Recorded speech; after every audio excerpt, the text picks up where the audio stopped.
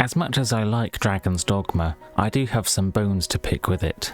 And with the second game coming out soon, now's probably the time to do a video on it. Weapons. First of all, the categories. Swords and maces play pretty much identically, as do longswords and hammers. It's fine to give them different damage types, or have a trade-off of weight for stagger power, but I think giving them slightly different basic combos as well would also help them stand out from each other.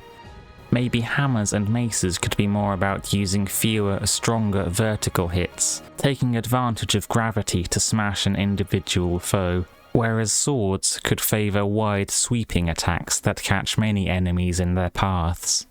Or maybe I'm talking rubbish because the light and heavy attacks can kinda serve each function already. And secondly, weapons within the same category. Many of them are just the same weapon, but with a different model and slightly better damage number, making most of the weapons you've found so far obsolete. Giving weapons different basic movesets could be an option here as well. It would largely be an aesthetic change, but it does slightly irk me that rapiers are mainly used like this, and that curved and straight swords are both used the same way, but this really isn't that important. Basic melee combat might have more flow and more flavour if the player is allowed to string together light and heavy attacks, and specific inputs could result in special combos, giving access to similar functions provided by some equipped weapon skills, albeit not as effective. Another way to differentiate these weapons from each other, and keep more of them viable throughout the game, would be to make more use of weapon effects, giving them some additional function in exchange for not having the highest damage number. There are elemental weapons. Annealed weapons douse in oil, increasing the effectiveness of fire. Silence is golden, preventing spells from being used. And rusty weapons give tetanus when upgraded to 3 stars. This effect could be split into torpor, which is useful by itself, and a second weapon could get the poison effect, but make poison stronger. Similar to poison, a bleed effect could be added. Instead of depending on poison resistance, it would work based on enemy type. Or how about a drenching effect, similar to dousing in oil, which boosts vulnerability to ice and lightning. Or the other status effects that are already in the game, like blinding, curse, petrification, sleep, skill stifling, and lowered attributes. Or an effect that causes the weapon to attack and charge abilities faster, but suffer from weaker attack or magic power.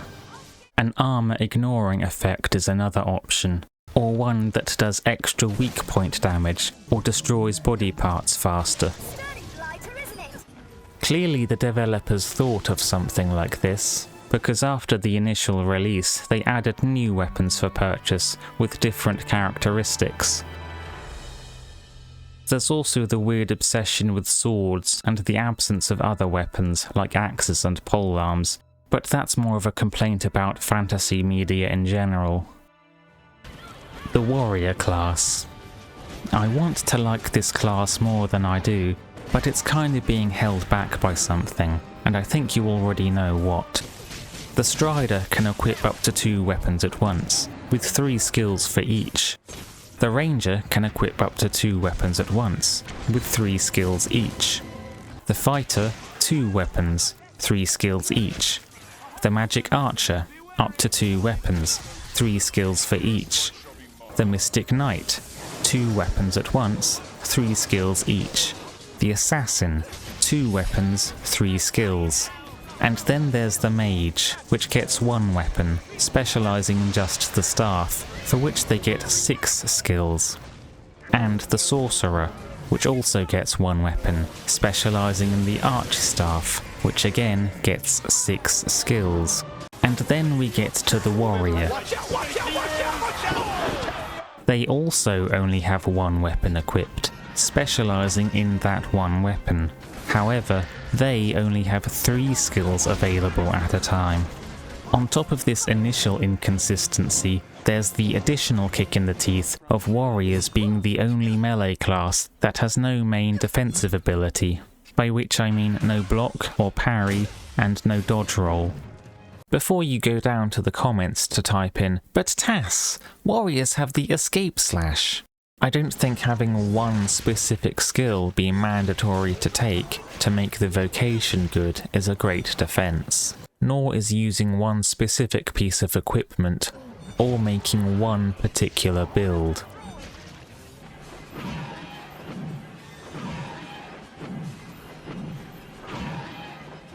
If we say that one of the skill slots is always escape slash, then that even further limits the warrior down to only 2 real skill slots to play around with, and would practically rule out some of the other skills for optimum play due to them being too similar. I guess the payoff for these design choices is that they get greater physical defense, stagger resistance, and stronger and longer weapons, but still, these two combine to make the L1 button practically non-existent for the warrior class, and that's just a waste of controller space if nothing else.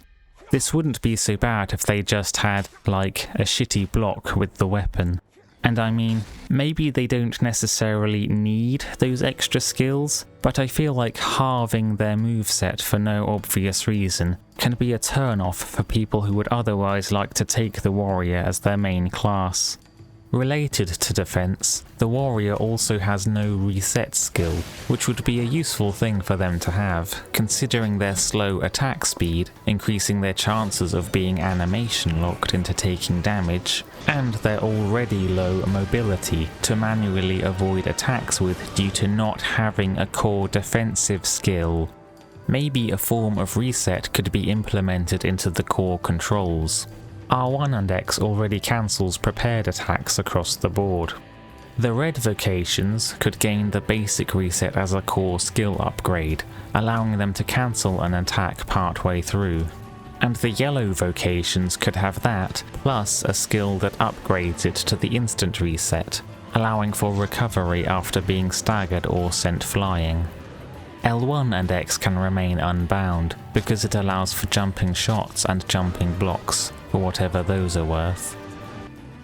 Additionally, speaking of skills, the game should remember not only what skills you have set for each weapon, but also what skills you have set for each class. Currently, you may be left with blank skill slots if you forget to set your skills each time you change to a different vocation. The double jump mechanic. Double jumping increases the height and distance a character can reach, and also gives much better air control. In some games this also prevents fall damage, but not in Dragon's Dogma, which really just gets in the way of quickly and conveniently dropping down from heights. You can argue that changing this might break the game somehow, by skipping traversal or part of a dungeon, but I've looked around a bit and aside from maybe the early game Everfall, it's really not that big of an issue. Besides, there is already a solution in the game.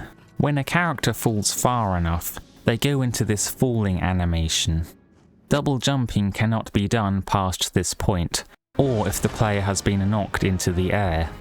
We can use this to allow the agile and magic classes to fall from some height and take no damage if they react properly, while still keeping in the game falls that would definitely cause damage or be outright unsurvivable. So maintaining fall damage after double jumping is unnecessary, but maybe it can be gated behind a high rank core skill, so the player still has to earn it. Plus, we can see the momentum is being reset here, and the post-game Everfall already pulls this shit, so don't come crying to me about physics. And the same applies for levitation. The levitate ability is okay for horizontal jumps, and kinda nifty for hovering over water quicker and drier than wading through it. But what would make it more useful would be if you just kept more of the horizontal momentum built in the run up to the jump. Pawns. Yeah, pawn behaviour can be kind of bad, or at least unclear. Sometimes they stand around not attacking the enemy, or attacking the wrong enemy, or they will stand around not picking up items even when it's safe to do so, or just refuse to use items even if it means death. Sometimes they don't enchant weapons unless told to do so, or give unwanted weapon enchants even when it's counterproductive. I think the base chance of performing some actions without having the associated inclinations could be increased to a more common sense level, with inclination still influencing the priorities those actions are taken in. Or just give the player more direct control, giving them an inclination slider, accessible during pawn creation or from the knowledge chair, so there's no need to fiddle around with elixirs or other hyper-specific actions. It would be nice if pawns didn't go out of their way to destroy every single crate and barrel in existence, as sometimes these are needed for climbing. There is this spell that creates a platform of ice to stand on. The problem is, they are very finicky about where you're able to place them. They favour flat surfaces, I think, so that many of the places where they would come in handy are also places where you have difficulty using them, and you are also not able to place them where pawns are standing, which can be quite annoying. I would like the pawn system to be expanded, maybe unlocking the ability to create up to 3 pawns throughout the game, and have full customization power over them, both for looks and so the party can synergize together more fully. The player could design each one to do different things. Now, this by itself would kill the pawn sharing aspect, so to keep it going there needs to be a reason to not always use your own pawns, and to use other people's pawns. Incentives for loaning out your pawns could include the current earned gifts and enemy area and quest knowledge, them earning a small amount of discipline to upgrade their rank and learn new skills, earning experience so they can catch up to the same level as their owner if they have fallen behind, and, most importantly, bringing back some quantity of gold, rift crystals, and other items corresponding to the lendee's earnings, items gathered, and monsters slain within the time frame they've been in the other player's service. So your pawns would earn more stuff for you and maybe improve slightly while you are not playing.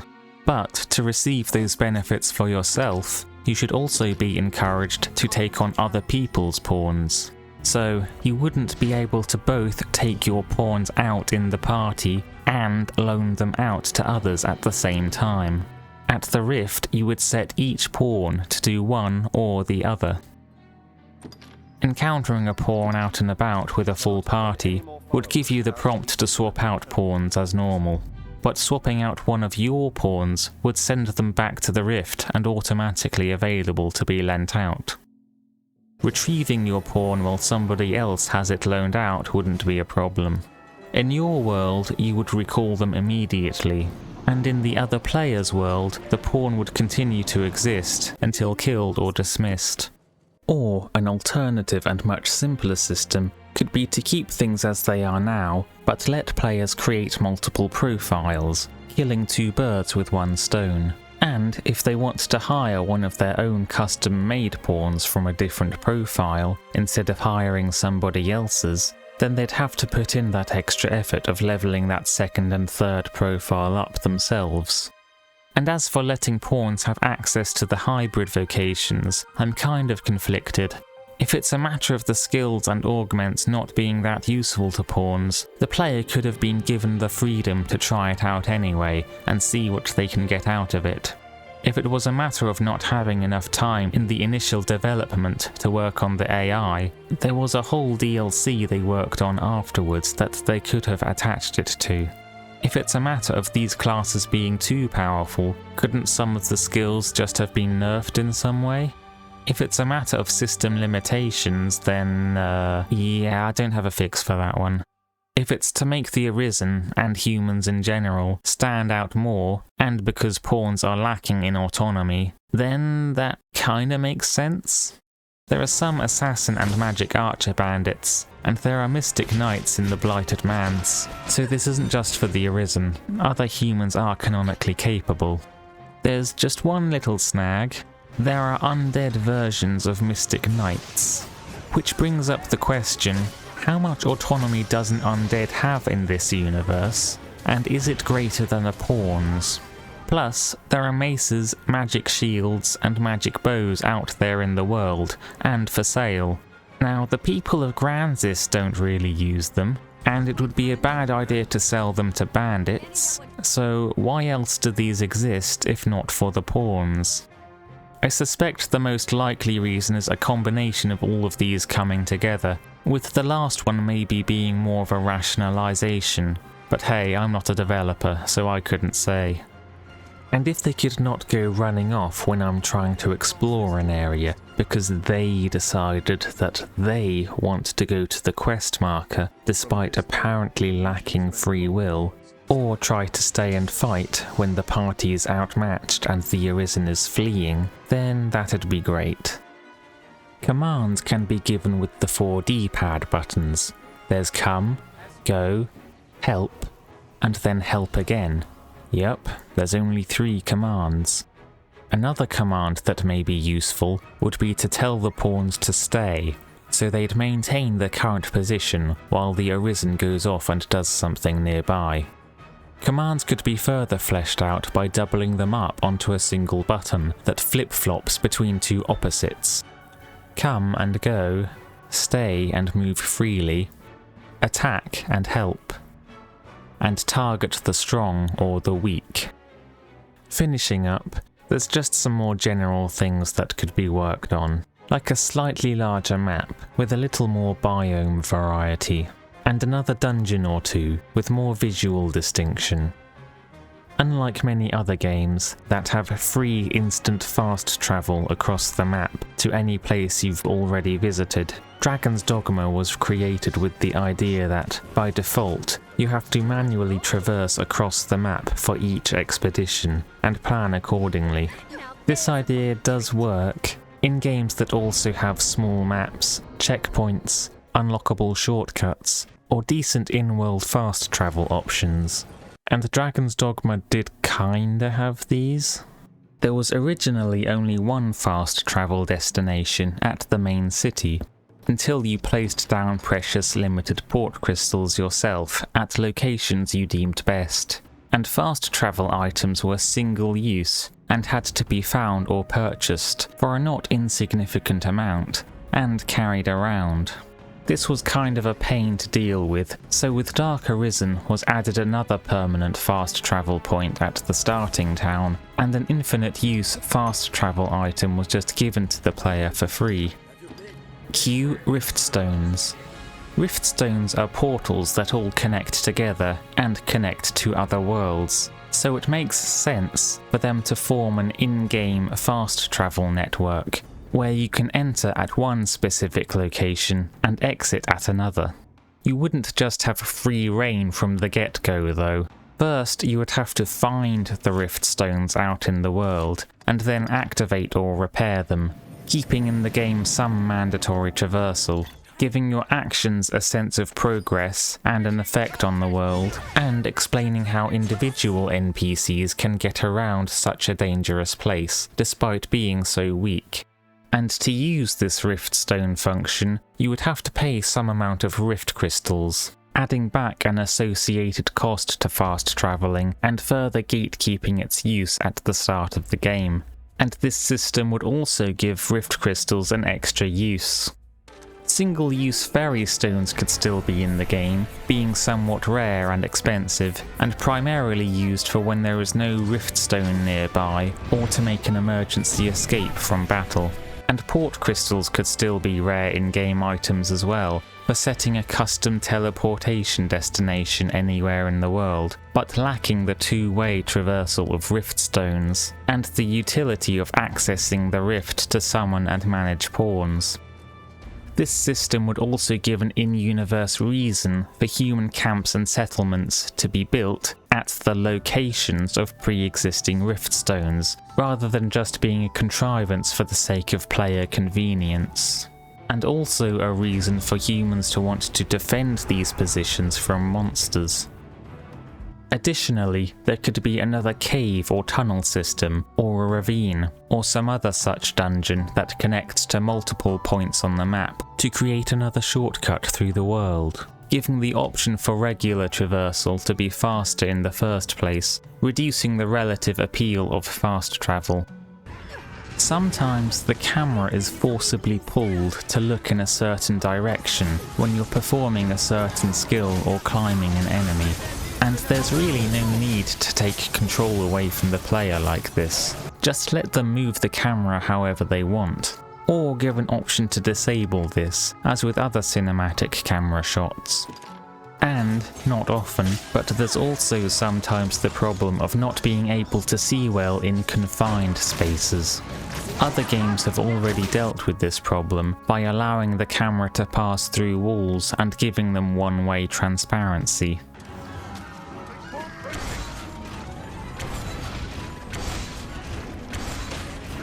This may be oversimplified, but when you have an attack power that is lower than the enemy's defense, you deal literally less than the minimum of 1 damage. And this remains the case despite any improvement until you pass that defense threshold. So if your gear isn't quite up to snuff, this can turn some combat encounters into a slog, or make them almost impossible, regardless of skill, and not just in the good make sure you're prepared way that the game was going for. Instead, the game could be overhauled and rebalanced to use a slightly different damage system, but somebody else can figure that out in more detail if they want. With some monster attacks, a body part gains its own hitbox. This is fine most of the time, with characters that are on the ground, but when you're clinging on to that body part, it doesn't make as much sense for you to be hit by it, because you'd move with it more than be smacked by it. It'd be like trying to punch an insect that's on your fist with that very same fist. Now, maybe there has already been an attempt to implement this, and I'm just remembering the times that unfair hits have slipped through the cracks, but when you cling to a body part, you could be made immune to the physical damage of that part swinging around, or take it as stamina damage instead, so you would be shaken off rather than knocked off. A little more boss variety would be greatly appreciated. There are ogres, and differently sized armed and armoured cyclopes. There are various lesser dragons. Golems have metal variants. Griffins have cockatrices, so similar to chimeras, there could be manticore bosses. A step down from the Hydra, for lower level encounters, there could just be a smaller, giant snake, with one more active head as opposed to multiple more passive ones.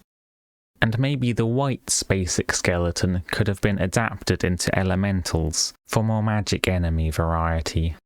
And I was going to say the idea of this giant saurian, that only appears once per playthrough for some reason, could be extended towards the other saurian types, giving each one a mini-boss variant, but apparently those were already added in Dark Arisen.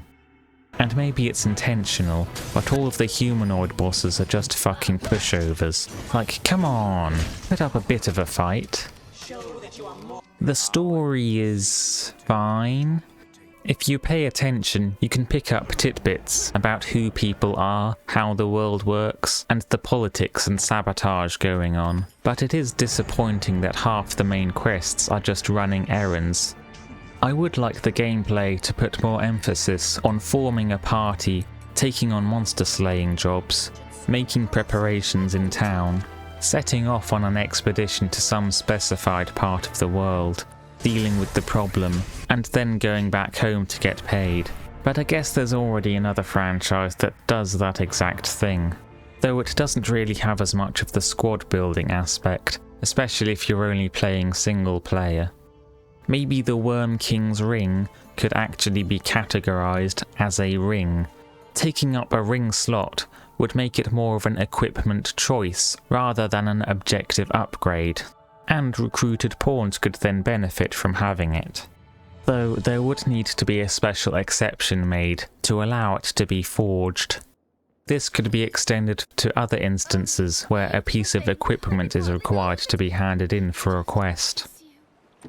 Equipment upgrading is done in such a way that you can just skip levels, which is great for reducing gold and material costs in the long run if you're going to continue using that piece. However, for the more expensive pieces, this makes regular progression become increasingly unviable.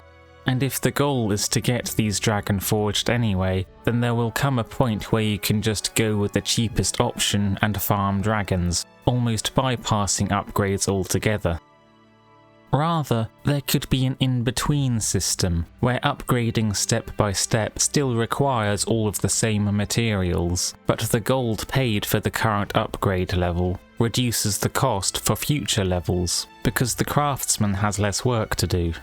This would keep the trade-off of the less efficient option of getting a piece improved now, but paying more material cost in the long run, but also mean that people who choose this step-by-step approach don't get screwed over as much. And lastly, an NPC that offers the service of tinting individual clothes and armor pieces would go a long way to expand the fashion options, making it easier to mix and match different pieces together. But, you know, that's just aesthetics. Finally, that tiny window I showed earlier for selecting items for forgery isn't the only menu issue. Scrolling between categories or through lists sometimes has the time-saving design choice of looping back round from one end to the other, but also, sometimes they don't. It's a small inconsistency, but then I'd guess it'd be a small fix to make too. And then for the long lists themselves, some additional way to partition different types of entries from each other within the same category would help with speedy navigation and selection. Sorting items by optimized performs this function already, but you can only do this while accessing your inventory or your storage, and not from a shop menu. And for augments, the only option is to navigate this one list, which gets quite long if you choose to max out all of the vocations, and there's no way to sort it. These could be separated out into up to 10 smaller lists, corresponding to the vocations they derived from. This would also help to prevent accidental selection of the wrong augment if they have similar wording and you don't bother to read them properly. Thanks for making it to the end of the video. Pretty sure there was one other thing that was niggling at me. Never mind, I'm sure it's not important. Now, unfortunately, I am but a pleb, and I already have a large backlog of older games to try out anyway, so I probably won't get around to playing Dragon's Dogma 2 for quite a while after the release, so no video on that anytime soon. Oh yeah, the fucking escort mission.